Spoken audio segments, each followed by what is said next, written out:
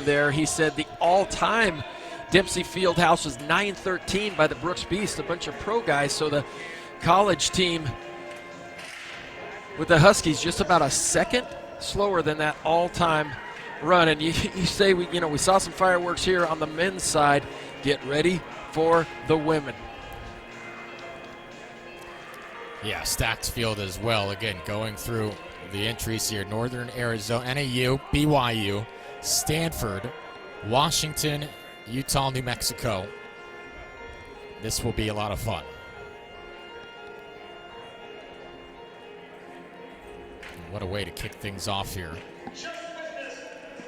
Taking a look at where the DMR stands nationally. The top 4 times set at Arkansas. Oregon with the top mark so far this year, 10:48. At the Razorback invite, you've got Oregon, LSU, Florida, Arkansas, Florida State. Those are the top 5. TCU sits at the 12th position. That relay cutoff, 11:13.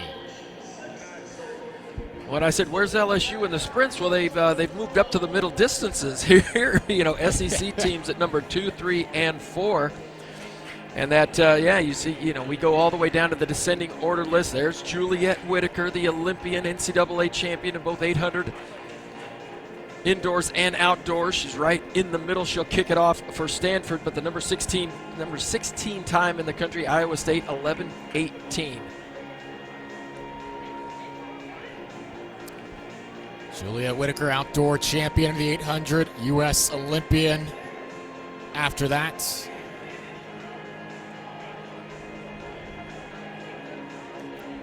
Final instructions here in the start line of the Dempsey.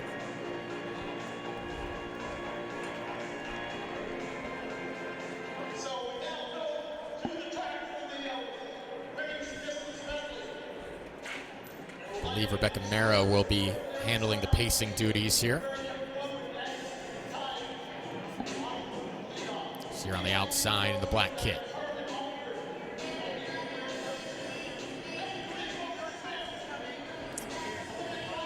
LA strong across the jersey in support of the recovery efforts in Los Angeles.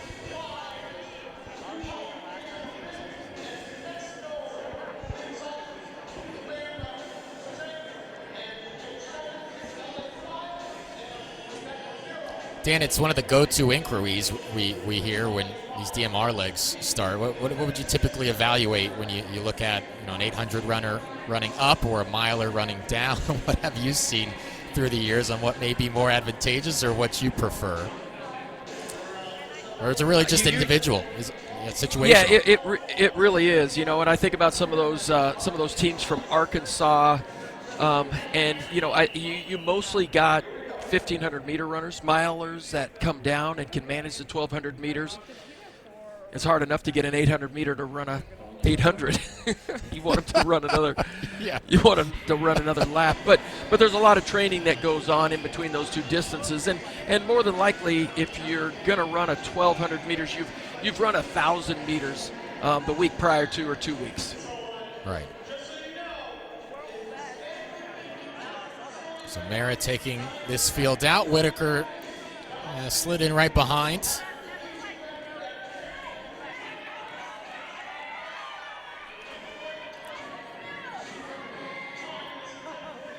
Men's DMR just put forth the top 3 times in the country so far this season. I wonder if the women can replicate that kind of performance here as Mara checks the watch.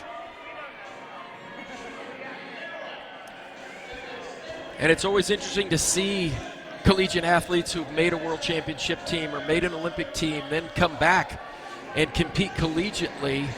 They always have so much confidence, that experience to go to a big meet like that, then come back and compete against college athletes. You can just see they exude that experience and that confidence that following year. And when you talk about Whitaker looking to get going here in this indoor season, just her 3rd meet, did compete at the UW Preview.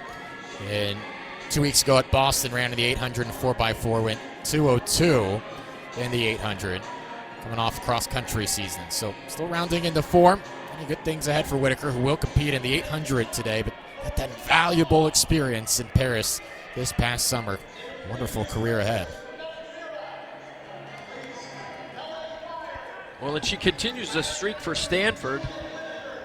And Roisin Willis won the NCAA Indoor Championships in 2023. And then Juliet follows it up not only with an indoor title, but an outdoor title as well. JJ has got things going down there in Palo Alto.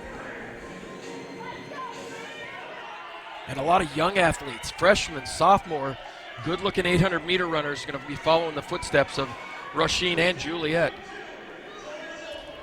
We'll see Willis throughout this weekend's competition as well. They were 62 through the 400 here, 209 through the 8 as Whitaker now out in front, and a little bit of a gap on Washington. Forrester right behind her, Chloe Forrester.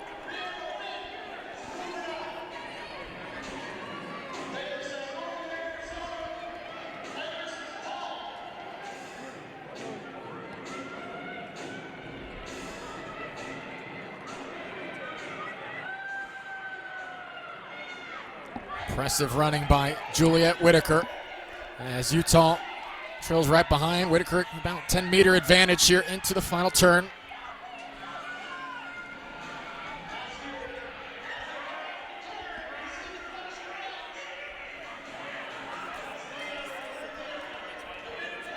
Whitaker going to hand off to Kate Peters. Roisin Willis, by the way, will be the next leg for Stanford. Just talked about her a moment ago. 65 on that final 400 there for Juliet Whitaker. That 1200 for her, 3:14 as we see him head down the back straight. And we'll talk a little bit about this this facility when we get into the open 400s, but I always liked running a 400 meters on an oversized indoor track like this because your natural training distance for a 400 meters is 300, and you always think, look, if I can run one lap in that facility, then I just have the home straight to go. You tell a lot of your 400-meter runners, just run a good 300 and just finish, and this track sets up for good finishes in that quarter mile. Yeah, it'll be good to just talk more about that throughout the meet, your preferences and differences between that banked 200 and the oversized 300. Good leg here by Utah on the 400 from Emily Martin, giving the Utes the advantage going into this third leg.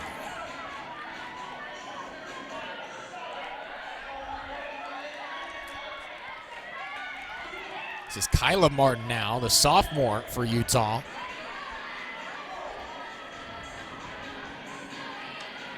Roisin Willis, 5-7 meters behind, former national champion as well. Well, Kate Peters goes 55.7 for that 400-meter leg, but she gave up the lead there at the end. So you gotta figure the Utah runner was about 54.8, 54.9.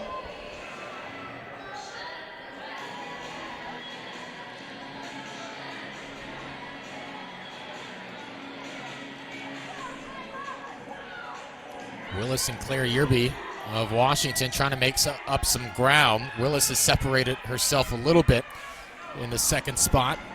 But Utah conceding none of that advantage. Kyla Martin, strong third leg here. Willis is closing in a bit now.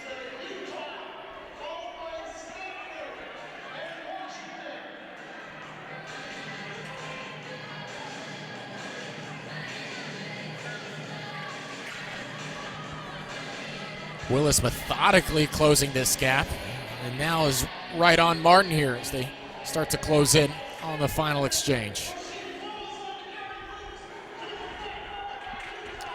Well, we weren't sure if Roisin was going to run at this meet. We heard rumors that she might, and that she was entered in some events. They moved her into some different events, but it's nice to see her out there. Nice to see her looking healthy as well. Struggled with some injuries last season.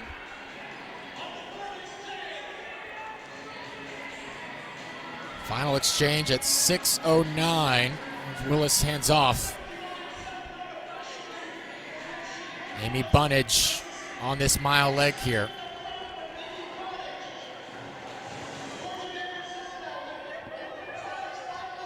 So 4:39 would give Stanford the top mark in the country this season. Again, that was set by Oregon. 10:48.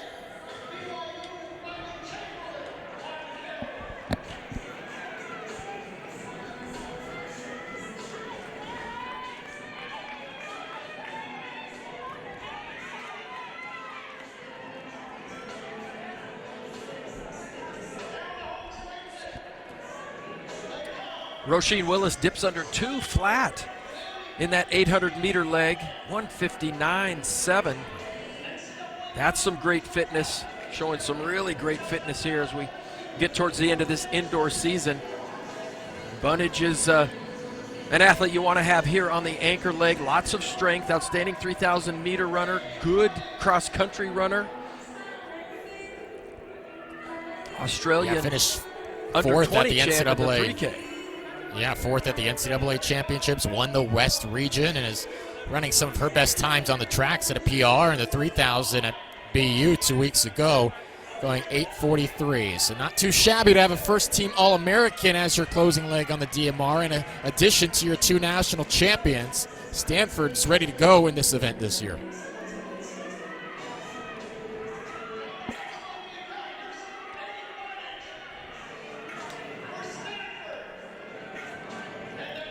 Amy Bunnage, 3 laps to go, just over 900 meters remain.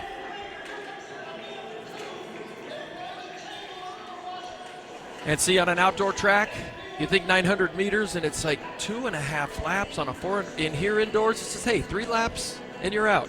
Bit of an adjustment in mentality. It seems to have been a positive one for just about all the middle and long-distance runners that take to the track here. Bunnage, former Pac-12 champion as well in cross-country.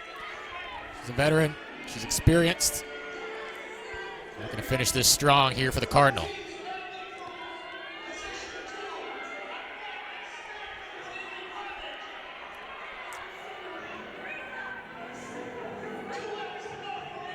Two laps to go at 8:53.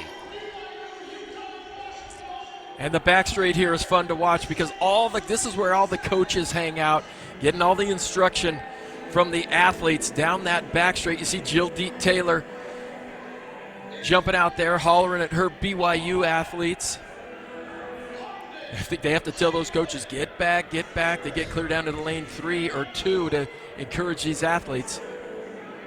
This is quite the chase pack as well. Let's not forget about the battle for second here. BYU, NAU, Utah. They don't seem to have enough time to close the gap here on Bunnage. Or will there be a final search in the last? That gap has definitely closed a bit here in the last 300 meters. Well, and you can see Amy Bunnage, the turnover just wasn't quite there. She really did a good job in that first 1,200 meters. Now that turnover has slowed down. She's really got to concentrate on her arms and holding her form together with just under 200 meters left to go. Riley Chamberlain has closed the gap and made a move. NAU is also in the hunt here, but Chamberlain looking to run away with this now. Look at Riley Chamberlain heading to the final 100 here. What a move. And this looks to be BYU's race. 10:24 here now. This very well may be the top time in the country this season. Riley Chamberlain of BYU. What a surge, the final 400 meters. Chamberlain will cross in 10:37 for the Cougars.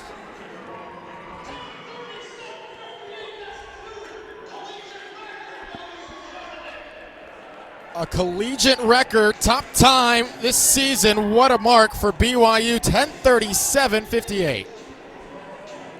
Well, 11 seconds faster than the Oregon Ducks ran at Arkansas on January 3rd. Surprised we haven't seen other times. That's a really quick time here this late in the season. But take a look at second place, 10:38 by Stanford. Bunnage did make a little bit of a comeback in that last 150 meters when after she gave up the lead with about 3:50 to go. Northern Arizona 10:39. Everybody in this race bumps up to top 10 in the country. Jill Taylor has to be so proud with that effort. Just obliterating the record. Obviously top mark this season. BYU well on their way right now.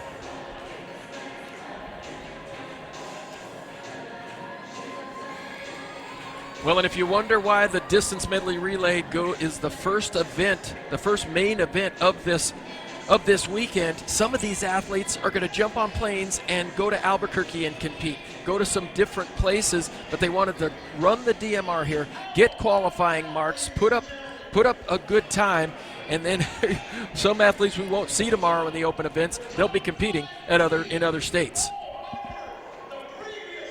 10:43.39 was the indoor record by Washington last year. Just about all the top 10 marks were set last year. 6 of the top 7 marks set in 2024. Amy Bunnage looks really strong, so still a fantastic effort from Stanford. Riley Chamberlain. How about that close?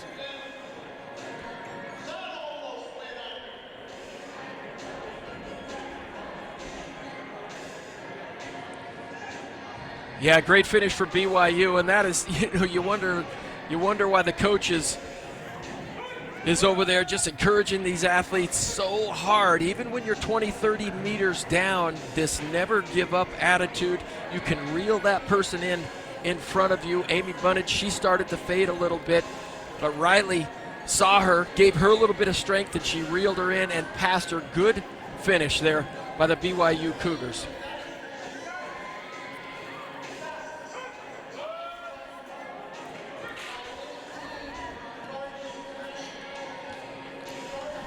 Speaks to how well those other squads were doing as well. Stanford was in the lead, and they still set an all-time top 5 mark as well. Just very well done across the board.